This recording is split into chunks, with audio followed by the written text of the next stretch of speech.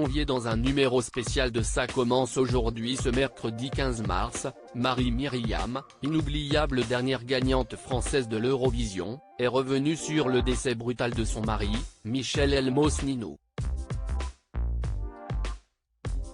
Elle ne l'a jamais caché. Michel Elmousnino était le pilier de Marie-Myriam. L'ex-directeur d'un célèbre label musical la rencontre dans une période faste.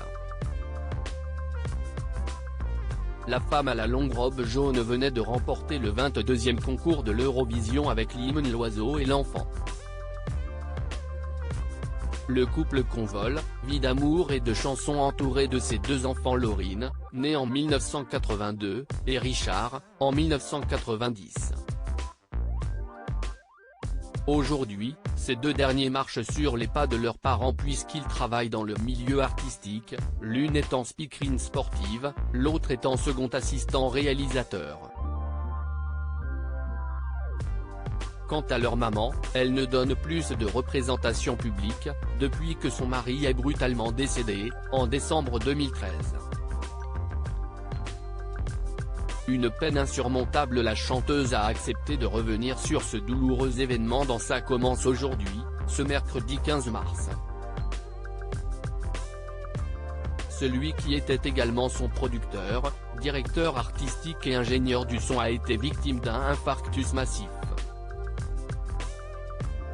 La veuve est restée, quelque part, traumatisée par ce drame. Depuis le décès de mon mari, j'ai cessé de chanter sur scène. Je fais des émissions de télé toujours avec plaisir, j'ai un album qui est sorti dernièrement, une double compilation, explique-t-elle face à Faustine Bollard qui lui demande quel est son rapport entre ce grand chagrin et cette difficulté à reprendre le micro. Je travaillais avec Michel, donc si est difficile de travailler sans lui.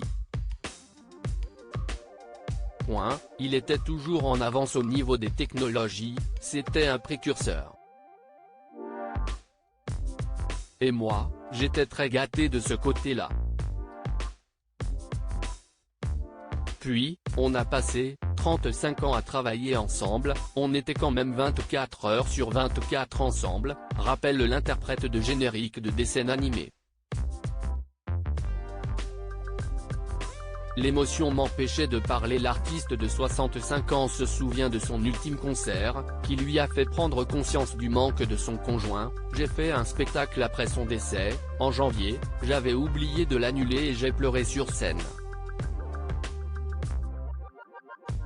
J'ai eu énormément de mal à reprendre la suite du spectacle parce que l'émotion me serrait la gorge et m'empêchait de parler. Je l'ai terminé et à la fin j'ai dit à mon fils voilà, si est le dernier. À lire aussi Marie-Myriam dévoile pourquoi elle ne monte plus sur scène. Mon dernier concert, juste après le décès de mon mari Michel, m'a beaucoup traumatisé.